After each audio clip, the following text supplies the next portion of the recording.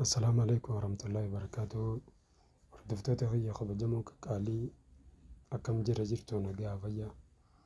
الحمد لله قالت ربي توجي ولدي بنجرة نا درسين تانيا قاكم تفوت جرتي درسين تانيا نموتني المودة بيف تكاو والفار كفتيف والفوداني عمل لما والإندالين والفوداني عمل سدي عمل تفوري عمل شاني عمل تربة عمل كداني إندالين جروتان كناف دواء ilmoo isaaniif qabachiisu irraa haasa'u jirra jechuudha. Paartii tokkoffaa dabarsinee maal akka yoo fayyadamtee gadaamii isaan ilmoo qabaa.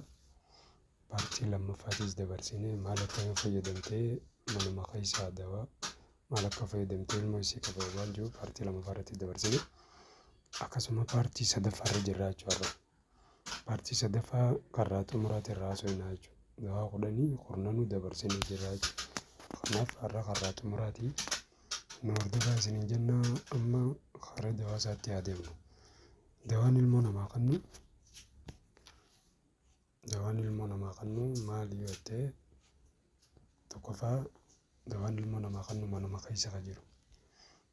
Hulbata kubbaayyaa tokko ni fuuta. Hulbatuma habashee kan jedhamu kana kubbaayyaa tokko ni fuuta. Hulbata habbatu soodaa kubbaayyaa tokko ni fuuta. Hulbata kubbaayyaa tokko habashee habba soodaa kubbaayyaa tokko lamaami hubburra shaali kubbaayyaa tokko shifuu kubbaayyaa tokko jechuudha. Shifuu kubbaayyaa tokko ni fuuta. Akkasumas anzaruut ashabatu anzaruut muka anzaruut hajaamu tokko jira. Anzaruut kubbaayyaa tokko ni fuuta.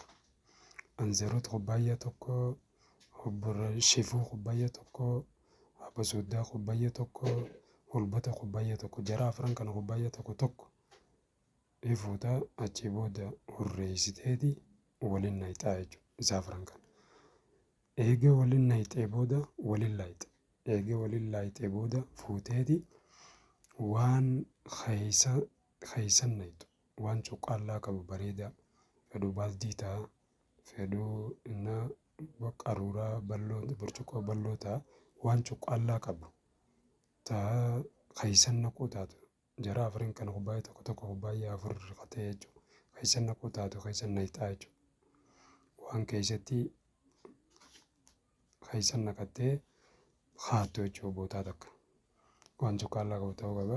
Akkasitti hurraa isaa waliin naqxee waliin maqtee eega waliin laayitee booda fuutee naqataa sanduuqa keessa tursiifattu keessa naqataa achii booda hin fudhataa jechuudha.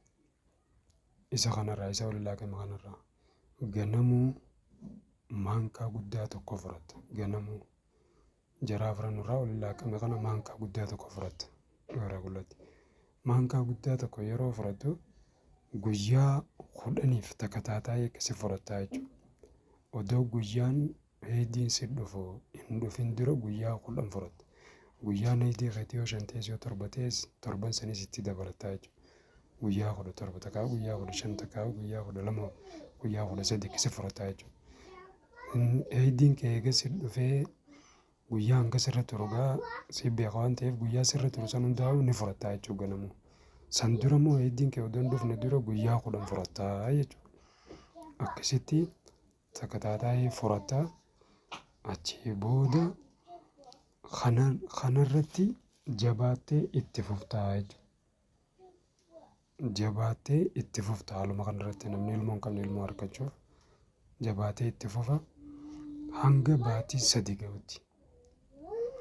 Isaa baatii takkitti dura heediin odootti dhufan guyyaa 10 fudhatee booda yooniif eegee heediin dhufee guyyaa 5 heediitii irra fudhatee booda achii booda heediin xaaraa seenee akka aruuza seenteen akka walii abbaa mana siitii walitti dabalamtee yoo ilmoon qabattee qabatte yoo ilmoon hin qabatin baatii itti aantus akkasuma dalagaa jechuudha.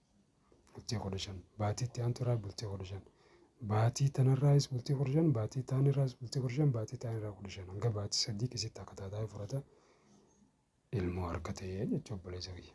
Haruma gabaabaatti lafaatiin malee ta'uu mana keessa fayyadamu kun hundinuu jechuudha.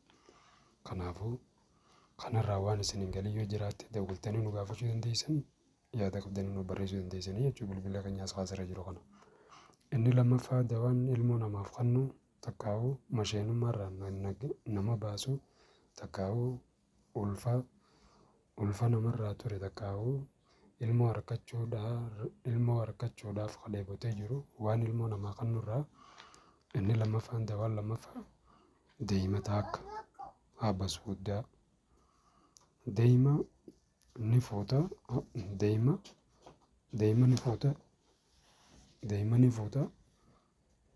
habas guddaa ni fuuta wadaa mulkaatu naali qajamu jira jeelii jaama afaan ingiliffaatti isa kana ni fuuta kuni qonna deemumarraa kan dalagame jechuudha. Kanuma kanniisni oomishuu jechuudha. Kanaaf isa kana ni fuuta. Akkasumas deema ni fuuta. Akkasumas buubul lilqaahu ni fuuta. Kuni pooliin jaama afaan ingiliffaatiin. Isa kana pooliin kanaan ni fuuta. Hubuubul liqaahus ni fuuta. Kanaaf jara sadeenu habas guddaa ni fuuta. Qiyaasa walqixa ta'een giraama 50 gadaa mulkaatu naali giraama 50 asalu sadirii deemas akkasuma giraama 50 hubuubul lilqaahii kanas pooliin kanas giraama 50 isa kana hundaa'uu waliin laayixa jara sadeenu waliin laayixa asalu sadirii takka gadaa mulkaatu naali 2 hubuubul lilqaahii waliin laayixa achii booda eegalu laayitee booda akkasitti waan keessa kuufattu joogaa keessa naqatta. Joogaa keessatti cuqqaallee qaba keessa naqatta waliin laayita. Achii booda bootaa tiifamtuu keessa ganama subii gara qullatti maankaa guddaa tokko isarraa fudhatta. Akkasitti waliin laaqamaa san akkasitti irraa fudhatta. Kanas guyyaa 10 irraa fudhatta. Heedii guyyaa 3 isarra dabalee guyyaa 13 heediin kee guyyaa 5 ta'us guyyaa 15 heediin kee 7 ta'us 8 ta'us guyyaa 18 jechuudha. Akkasitti irraa fudhatta jechuudha. Baatiirraa guyyaa 18 irraa fudhatta jechuudha. Kanaaf achii booda baatii duraa guyyaa 18 eega fudhatte guyyaa 15 takkaa hangama heedii gadi. Heediin odoo sitti hin dhufne dura guyyaa 10 fudhatta dawaan siimuu jiru kana. Heediin si dhufee heediin kan kee guyyaa 3 jira guyyaa 5 jira guyyaa 7 guyyaa 8 jira mire kanaafuu sanis irra dabaltaa jechuudha. Akkasitti hanguma heddii keessanitti irra dabalatanii fudhatanii baatii tokkoffaa dura fudhattetti waggaa xaaraa seentee walqunnamtee abbaa manaatii wajjin wanaan ilmoon sii kennamuu dandeessi jechuudha. Baatii tanarra sii kennamuu danda'in baatiitti aanu irratti akkasitti numa fudhata sii kennamaa jechuudha. Kanaaf karaa gabaabaan akkanatti ilmoo harkachuu dandeessaa jechuudha obboleessa. Waan sii galuu didee gaaffii fi yaada qabdannoo barreessuu dandeessaa jechuudha kanarratti. Kanaaf inni itti aanu dawaan sadaffaa qulunfultaa akka dibsurrummaan qajaama kun akka khali harara gurraacha qaba. Innaa bakka wanarraa rummaanarraa dalagama. Dibsurrummaan jaamani inni gurraacha burcuqquma akkuma khalitti ashagamee burcuqqoo keessa dhufa. Akkasitti burcuqqoo keessatti dhangala'aadha burcuqqoo keessa jira. Dibsurrummaan kun qurunful kanaa wajji qurunful kubbaayya tokko irraa isaa dibsurrummaan kanas kubbaayya tokko waliin naayitaa jechuudha. Waliin naayitee qiyaasa hanga isaan lamaan wal jiisanitti. Dibsurrummaan kan jennu kun dhangala'aadha. Qurunful immoo warruma isaa kana dhangala'aa miti jechuudha. Kanaaf isa kana fuuteeti dibsurrummaanii fi qurunful kana fuutee dibsurrummaa yoo jettee harkachuu dandeessaa jechuudha. Bikkatti dhangala'ootti gurguran hundattuu dukkaana dhangala'ootti gurguran. Akkasitti isa kana fuuteeti ibiddarra keessa dhangala'oo kana qiyaasa isaa lachuu kubbaayya tokko fuutee waliin naayitee ibiddarra keessee waliin laayitaa hanga walitti danfutti. Hoggaa walitti danfe immoo fuuteeti joogaa cuqqaallaa qaba keessa naqattee kaa'attaa jechuudha. Akkasi kaa'attee achii booda fudhatta maankaa 3 fudhatta. Waliin laaqamee dibsurrummaan waliin laaqamee kana maankaa 3 fudhatta jechuudha. Ganama ni fudhatta, sa'a 6 irratti ni fudhatta, galgala isin fudhataa jechuudha. Galgala hiraata dura fudhataa, ganama fatara dura fudhataa, sa'a 6 silaa kana dura fudhataa jechuudha. Akkasii fudhatteeti yoom isaan hanga guyyaa heeyidii sirraa buu eegalee heeyidiin sirraa dhaabbatutti itti fudhataa jechuudha. Nuzuul iddoo rishaarii hanga heeyidiin baatii sir dhufe sun sirraa xumuramutti ni fudhata. Heeyidii baatii dura immoo guyyaa 10 fudhachuu eegaltaa jechuudha. Akkasitti guyyaa heeyidii sirra dabalamee fudhata. Waggaa xaaraan kan dhufe ilmoon tantee sii qabatti jechuudha.